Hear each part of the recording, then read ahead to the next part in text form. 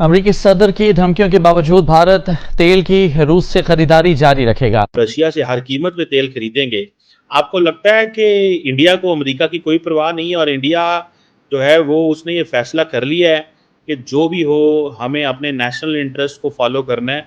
अमरीकी पाबंदियों पर भारत का जवाबी वार। भारत ने साबित कर दिया है कि मजबूत मईशत ही मजबूत फैसलों का बायस बनती है। ओवरऑल भारत की पोजीशन मजबूत नजर आ रही है और ये हमारे लिए भी बहुत बड़ा सबक है। इंडिया की तरफ से जो बयानात सामने आ रहे हैं वो इंडिया अमेरिका को खुश करने वाले नहीं है। इंडियन ऑफिशियल्स ने एएनआई के हवाले से एक न्यूज बाहर निकलवाया जिसमें उन्होंने कहा कि ये सब कुछ नहीं, हम रूसी तेल खरीद रहे हैं, कभी नहीं रुका है, ये नेशनल इंटरेस्ट के लिए इंपॉर्टेंट है, दुनिया के ऊपर परोपकार है, इंडियन ऑयल रिफाइनर्स रशिया से तेल खरीदते रहेंगे।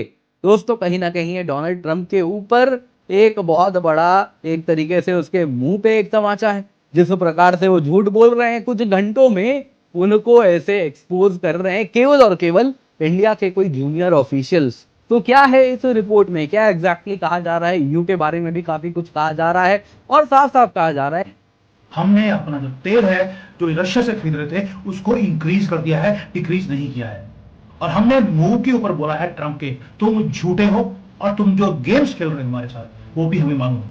अमेरिका के खबरदार करने के बावजूद भारत रूस से तेल की खरीदारी जारी रखेगा। रॉयटर्स का कहना है कि भारतीय जराये ने बताया, सदर ट्रंप के बयानात के बाद भी भारतीय पॉलिसी में कोई तब्दीली नहीं लाई गई। भारत तेल की रूस से खरीदारी जारी रखेगा। भारत की तेल की कंपनियों से नहीं कहा गया कि वो रूसी तेल खरीदना बंद कर दें। देखा ये जाए तो भारत जो है वो तेल का सबसे बड़ा, यानी दुनिया की तीसरा वो मुल्क है जो तेल का सबसे बड़ा खरीदार है रशिया के समुद्री तेल का। इसमें जो 2025 की जो पहली शशमाही रिपोर्ट हमारे सामने आती है उसके मुताबिक क्या है कि जो भारत की रिफाइनरीज हैं उसके अंदर सरकारी भी हैं, जो निजी हैं वो भी हैं, उनके नाम भी मैं आपके सामने रखूंगा। वो योमिया कितना जो रशिया का तेल है वो खरीदती हैं। तो जो नंबर्स हमें बताते हैं वो ये है कि 18 लाख बैरल खाम तेल योमिया खरीद रहा है भारत रशिया के साथ। और ट्रंप के टैरिफ और सैंक्शन की धमकियों को हवा में उड़ाते हुए और दुनिया की वो बड़ी इकोनॉमी बनने का दावा कर रहे हैं जो ट्रंप नहीं चाहता कि अमेरिका के बाद कोई बड़ी सुपर पावर बने।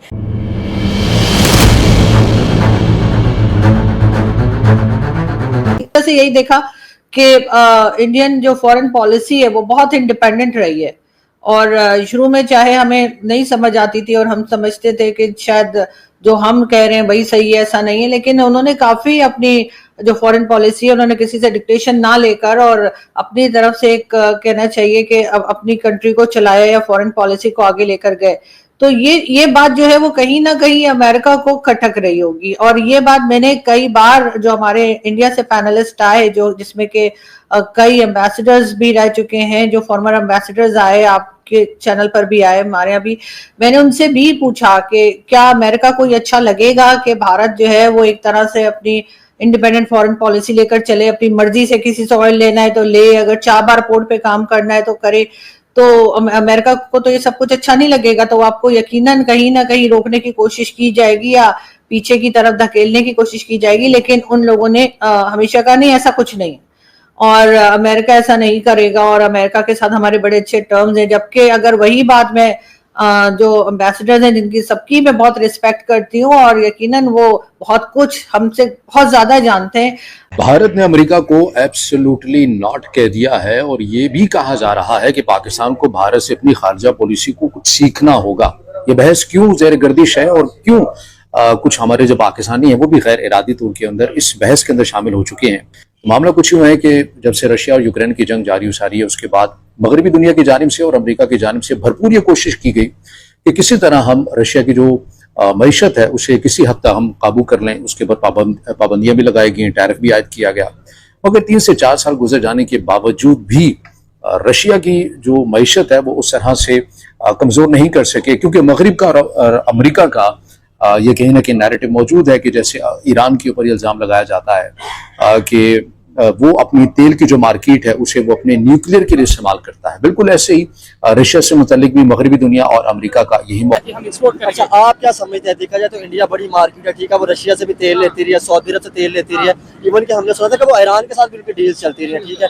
सर क्या समझते हैं कि आपको लगता था कि सिर्फ तेल नहीं बाकी भी हमारी ट्रेड एटलीस्ट होनी चाहिए, क्योंकि देखना ट्रेड वाला तो कोई जिक्र ही नहीं है इसमें। हाँ, मैं यहाँ पे थोड़ी चीज ऐड करना चाहूंगा। भाई ने कहा कि रशिया से भी वो तेल लेता रहा, सऊदीया से भी तेल लेता रहा, ईरान से, भाई वो अपने लिए करता रहा, अपनी आवाम के लिए करता रहा, बिलियन ऑफ डॉलर सालाना वो कमा के अपने लोगों के लिए वो कमा के देता रहा। आप देखें कि सर वहाँ रिफाइनरीज लगी हुई हैं, हमारे यहाँ ऐसा क्यों नहीं है? हम अपने आप कर सकते हैं ऐसी कोई बात है रशिया से तेल ले सके, हम कोई और काम कर सकते हैं अपनी मर्जी से? हम तो है ही अमेरिका के पिट्ठू, हम तो अमेरिका की बगैर। भाई सही कह रहे हैं, बहुत अग्रेसिव हो रहे हैं। ये भाई जज्बात, ये हर एक की अपनी ओपिनियन है, हमें इसकी रिस्पेक्ट करनी चाहिए।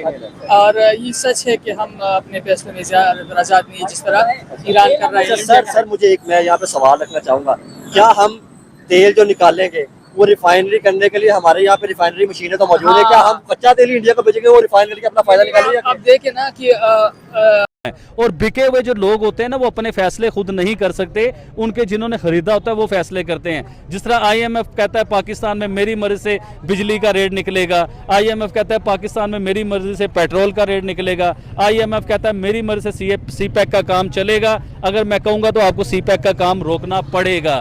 तो हम जो है वो बिके हुए लोग हैं, जिस तरह वो चाहते हैं हम लोग वैसे करते हैं। अल्लाह करे कि हम खुद मुख्तियार बने। अभी रिसेंटली आपने देखा होगा कि पाकिस्तान के मीडिया ने बड़ी खबर चलाई हुई थी कि पाकिस्तान से खजाने निकल आए हैं, पाकिस्तान से जो है जी पहाड़ों में से सोने निकल आए हैं, वो गैस निकल आई है, पेट्रोल निकल आया है पहाड़ों में से। वो इतनी खबर चली, पाकिस्तानियों आप फिक्र ना करो, आपके सारे कर्जे उतर जाएंगे, ये हो जाएगा वो हो जाएगा। कहाँ गई वो खबर, कहाँ गई वो गैस, कहाँ गया वो पेट्रोल? मुझे आप बताइए। वो सब एक ड्रामा था ना, हमें बेवकूफ़ बनाया होता है। फिर मीडिया के ऊपर बहुत बड़ी खबर चल रही होती है जी, कौम के लिए बहुत बड़ी खुशखबरी, लोगों के लिए बहुत बड़ी खुशखबरी। जब पूछा जी क्या खुशखबरी, पढ़ा क्या खुशखबरी, तो पता चला जी IMF से हमें एक बार और कर्जा मिल गया, ये खुशखबरी हमें दे रहे हैं। काश हमें ये खुशखबरी हमारे हुक्मरानों ने ये दी होती कि हमने IMF से दोबारा अब कर्जा ही नहीं लेना, हमने ये पॉलिसीज कर ली हुई है कि IMF के दोबारा हम उनके आगे घुटने ही नहीं टेकेंगे, उनके आगे झुकेंगे नहीं। ये पॉलिसीज होनी चाहिए थी। है अमेरिका से। पहले तो यानी हम तो ये सोच रहे हैं कि जो अमेरिकी कंपनियां हैं वो पाकिस्तान जाएंगी और वहां पे जाके तेल निकालना शुरू करेंगी, लेकिन उसको तो टाइम लगेगा, वो इतनी जल्दी। तो उससे पहले एक डील, ये जो एक मेगा डील कही जा रही है, तो इस ट्रेड डील में पहले पाकिस्तान तेल खरीद रहा है, और ये रॉयटर्स की न्यूज है जो मैं आपके सामने रख रही हूँ। तो सब बहुत हैरान हुए और सब जो है वो मुंह खुले के खुले रह गए कि ये तो तेल जो है वो वहां से निकलना था, तो आप तो तेल इंपोर्ट करें। एग्जैक्टली रॉयटर्स ये लिख रहा है कि एक्सक्लूसिव उसकी रिपोर्ट है रॉयटर्स की, Pakistan to buy first ever US oil cargo in Synergico deal with Vitol, first 1 million barrel oil Pakistan import कर रहा है अमेरिका से। अब देखिए इसके बहुत सारे जो हैं वो एंगल्स हैं। अगर दोस्तों आपने हमारी वीडियो पूरी देखी हो तो मेरी आपसे रिक्वेस्ट है, हमारे चैनल को जरूर सब्सक्राइब करें और कमेंट में अपनी राय जरूर दें।